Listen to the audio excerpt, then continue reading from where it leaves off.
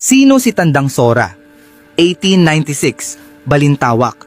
Sa gitna ng himagsikan laban sa mga Kastila, isang matandang babae ang nagbukas ng kanyang tahanan para sa mga Katipunero. Siya si Melchora Aquino, mas kilala bilang Tandang Sora, hindi isang mandirigma, ngunit isang ina ng rebolusyon. Habang ang mga Katipunero ay sugatan at gutom, walang pag-aalinlangan niya silang pinakain at ginamot. Ang laban para sa kalayaan ay hindi lang para sa mga may hawak ng itak. Ito ay laban nating lahat. Ngunit hindi nagtagal, nalaman ng mga Kastila ang kanyang ginagawa.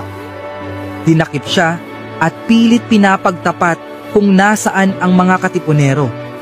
Ngunit hindi siya natinag. Walang takot ang isang inang nagmamahal sa kanyang bayan. Dahil sa kanyang katapatan, ipinatapon siya sa Guam, malayo sa sariling bayan. Matapos ang ilang taon, bumalik siya sa Pilipinas. Mahirap, ngunit puno ng dignidad.